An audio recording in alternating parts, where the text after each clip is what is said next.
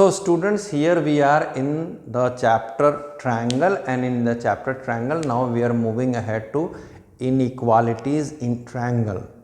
So what are the theorems which we have to study? We have to study three theorems. One by one we will deal with them. एक एक करके हम लोग deal करते inequalities के theorem से पहले. तो सबसे पहला थ्योरम है, the first theorem says in a triangle the greater side has greater angle opposite to it. यानी ये दिया हुआ है एक ट्रायंगल ABC जिसमें AC AB से बड़ा है. ये क्लियर है कि AC is greater then AB. ये अगर दिया हुआ हो तो इसका मतलब है एंगल B जो होगा और एंगल C से बड़ा होगा. AC बड़ा साइड है, उसके सामने वाला एंगल B है. AB छोटा वाला साइड है, उसके सामने वाला एंगल C है. तो AC के सामने जो बड़ा साइड है उसके सामने वाला एंगल ABC, AB के सामने जो कि छोटा साइड है एंगल ACB से बड़ा होगा. यानी कहने का मतलब ये एंगल इस एंगल से बड़ा है. Angle ABC is greater than angle ACB. ये हमें प्रूव करना. We have to prove that angle ABC is greater than angle ACB. So we will take the help of a construction. We know that it is given side AC is greater than AB. So we will mark a point D over here. All right. So Adya, I think so you are able to understand. First thing is we have to mark the point D. So now next what we have to do, Aditya, have a look that we will join B to D. So this is our construction. All right, this is our construction. All the children, I think so, are watching it, that these two are equal now. All right, we are sure all of you, Amar, have a look that construction में क्या लिखना है. We mark D on AC such that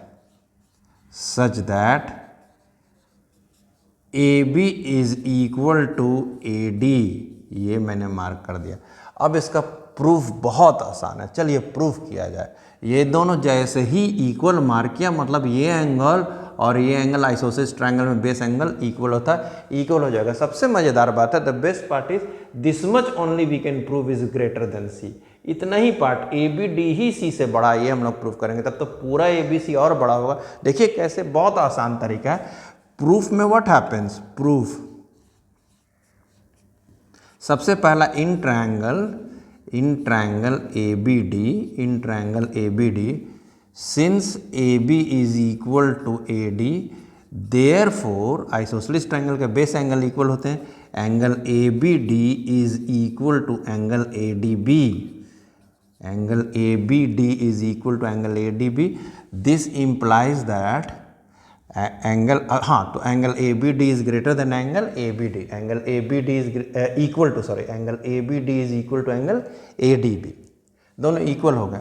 अब angle ADB will be equal to, ये angle sum of opposite interior angle इस triangle में ADB will be equal to angle DBC plus angle ACB. काहे ऐसा हुआ? ये एंगल को ACB नाम दे सकते हैं और ये एंगल को DBC. तो एक्सटीरियर एंगल इस ट्रायंगल का इन दोनों के सम के बराबर है. तो जब सम के बराबर है ADB, तो ABD के बदले हम लोग क्या लिख सकते हैं, ABD. तो ABD will be equal to sum of DBC plus ACB. इसको हम लोग एंगल CB लिख सकते हैं. Isn't it? अब जब ये अकेले दोनों के सम के बराबर है तब तो इंडिविजुअली दोनों से बड़ा होगा. अलग अलग अगर हमारी सैलरी से फॉर एग्जांपल शौर्य और अमर के सैलरी के सम के बराबर है तो अकेले अकेले मेरी सैलरी दोनों से ज़्यादा होगी. तो सिमिलरली हम लोग प्रूव कर चुके हैं कि ABD जो है इन दोनों के सम के बराबर है, तो अकेले ABD बड़ा होगा. अब सोचिए इतना ही पार्ट इससे बड़ा हो गया, तो हमको तो प्रूफ करना है पूरा. तो हम इसमें कुछ भी जोड़ेंगे तो अब ग्रेटर ही रह जाएगा. तो हम लोग इसमें आराम से ABD में हम लोग DBC जोड़ सकते हैं. ABD में हम लोग DBC और जोड़ सकते हैं, तो बड़ा ही रह जाएगा ये. तो दैट मीन्स एंगल ABC, इन दोनों को जोड़ेंगे ABD प्लस DBC, तो ये एंगल आ जाएगा. ABC is greater than angle C को लिख सकते हैं ACB. So this is proved. तो ये पहला थ्योरम इनइक्वालिटी का जिसे हमें समझना था. यानी आज दिन से ये फिक्स्ड हुआ कि अगर कोई साइड हमें मालूम है कि बड़ा है तो उसका मतलब उसके अपोजिट एंगल बड़े होंगे. यानी अगर हमको क्लियरली मालूम है, अगर से फॉर एग्जांपल इस ट्रायंगल में इस ट्रायंगल में हमको क्लियरली मालूम है, अगर मैं आपको ऐसे दे दूं ABC में, मैं आपको दे दूं ऐसे वर्बली पूछ रहा हूँ, मान लीजिए कि से फॉर एग्जांपल ये 7 सेंटीमीटर है, 7 सेंटीमीटर है, ये 8 सेंटीमीटर है और ये 6 सेंटीमीटर है, तो घटते हुए क्रम में एंगल को सजाएं तो सबसे बड़ा साइड पहले हम लोग सेलेक्ट करेंगे, तो उसके सामने वाला angle A will be the greatest angle. फिर सेकंड पोजीशन में 7 के सामने वाला angle B will be the second greater and smallest angle will be smallest side के सामने वाला एंगल C। ये आज दिन से हम लोग लागू कर सकते हैं अपने किसी भी कैलकुलेशन में। Are you following? फिर से मैं बता रहा हूँ, एंगल A 8 के सामने तो सबसे बड़ा, 7 के सामने नेक्स्ट आता है तो एंगल B नेक्स्ट वाला होगा, और 6 सबसे छोटा है तो सबसे छोटा एंगल C हो जाएगा। ये हम लोग को आज दिन से याद रखना है। थ्योरम 2 हम यहीं से अप्लाई कर सकते हैं, थ्योरम 2 लॉजिक से भी प्रूव कर सकते हैं। देखिए, अगर आप दो चीज़ की कंपैरिजन करते हैं, अगर आपको कहना है कि सचिन और संजय में के हाइट को कंपेयर किए तो 3 ही पॉसिबिलिटी है, या तो सचिन संजय के बराबर है, या सचिन संजय से लंबा है, और अगर ऐसा नहीं है तो पक्का है कि सचिन संजय से छोटा होगा, नाटा होगा, मतलब शॉर्ट होगा। तो इनइक्वालिटी में हम लोग यहाँ पर यही चलेंगे कि कहता है कि एक ट्रायंगल है जिसमें greater angle has greater side opposite to it.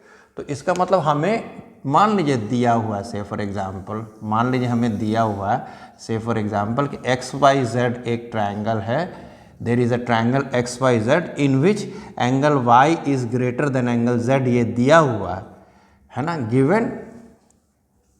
Given a triangle XYZ in which